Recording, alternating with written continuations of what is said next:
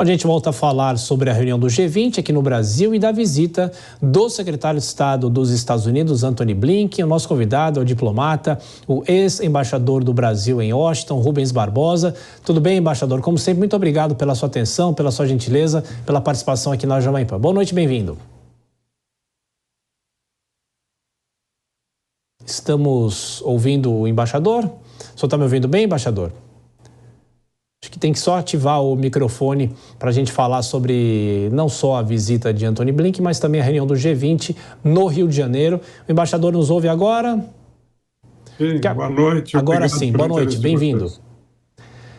Embaixador, eu começo perguntando o seguinte, em relação à reunião do G20 como um todo, né? O senhor acha que, principalmente as guerras na Ucrânia e em Gaza, podem comprometer um possível consenso nessa reunião do G20? Sabe que consenso em reuniões diplomáticas muitas vezes não são atingidos, né, esses consensos. Mas a senhora acha que é possível algum acordo, algum acerto, ou é apenas uma troca de ideias?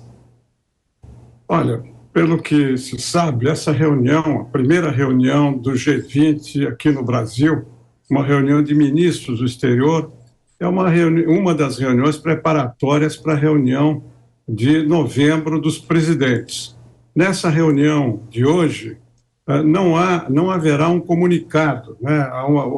Vai haver durante 2 dias, hoje e amanhã, uma troca de informações, de opiniões, de debates sobre temas prioritários, né, de interesse dos países que estão lá representados, mas não vai haver nenhuma decisão. A decisão, com o comunicado final, vai ficar para a reunião dos presidentes no fim do ano. Então, hoje não haverá nenhuma decisão, não haverá acordo, não haverá negociação. É uma exposição por parte dos países sobre os principais problemas da atualidade. Essa que é a lógica da reunião hoje. Pois é, embaixador, tem que lembrar que há ausência da China e da Índia, né? E isso compromete também algum tipo de entendimento? Não, eu imagino que os ministros do exterior não vieram, mas deve ter representante deles lá, né, para tratar dos temas de interesse. Então, isso não compromete nada. São decisões dos países por razões internas de não poderem comparecer, mas estava aí o secretário de Estado americano, estava o ministro do exterior da Rússia, a ministra do exterior da Alemanha, enfim, dos países membros, a quase totalidade estava presente aqui.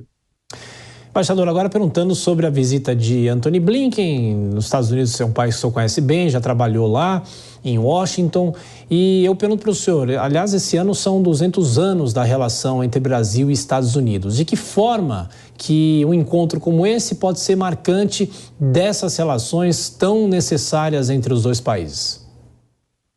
Olha, a visita do Antony Blinken aqui ao Brasil não é uma visita bilateral, né, como a gente chama, uma visita entre os dois países. Ele veio para a reunião do G20 e aproveitou para ir a Brasília encontrar com o presidente e depois vai encontrar com o nosso ministro do exterior também.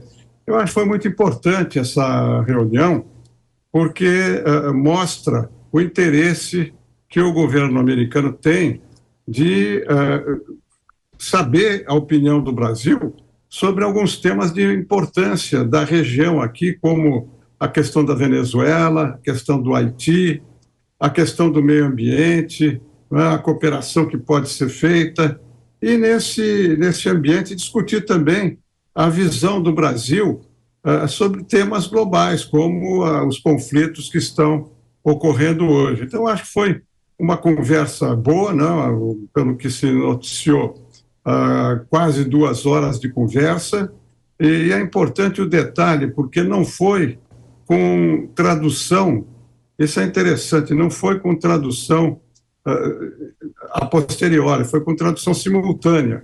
Então, foram efetivamente 1h50 de conversa, o que mostra que havia temas substantivos, não só da realidade do cenário internacional, como também da relação bilateral, que é muito densa, muito diversificada e que mereceu a atenção do secretário de Estado americano com o presidente brasileiro.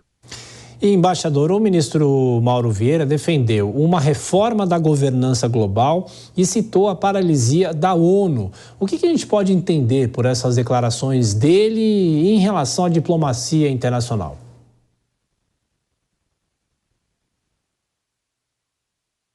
Uma opção de muitos. Pois é, a gente está com um probleminha na conexão. Eu já agradeço, então, o embaixador Rubens Barbosa, já foi embaixador em Washington e fez uma análise sobre... Agora sim, embaixador, quer só concluir, por favor, essa resposta? Não, eu estava dizendo que as Nações Unidas, hoje, elas não estão representando o que está acontecendo no mundo. As Nações Unidas saíram depois da guerra, né, de 45, e a estrutura de poder daquela época é diferente de hoje. O mundo mudou, nós temos uma nova economia, uma nova ordem internacional, com novos polos de poder, e isso se reflete na atuação das Nações Unidas e no Conselho de Segurança, que é o órgão máximo das Nações Unidas, né? E daí a crítica do Brasil e de muitos outros países de que as Nações Unidas estão paralisadas, como a crítica se estende também ao Fundo Monetário e ao Banco Mundial, cuja estrutura de decisão, os votos dos países, está muito concentrada e não representa mais as mudanças que ocorreram no mundo. Então, essa crítica é pertinente. Agora, é muito difícil mudar, né? Porque a estrutura de poder de veto, né, no Conselho de Segurança impede que as mudanças sejam discutidas e com o voto de todos. Quer dizer, qualquer um dos 5 membros permanentes das Nações Unidas poderão vetar qualquer reforma. Os Estados Unidos estão avançando um pouco nessa ideia de reformar a governança, de atualizar as Nações Unidas, mas, na minha opinião, eles estão avançando porque sabem que a China, a Rússia vão acabar vetando qualquer modificação que acabe com o poder de veto que eles dispõem hoje. Então, é uma plataforma que o Brasil e muitos outros países, né, estão defendendo, mas de muito difícil implementação.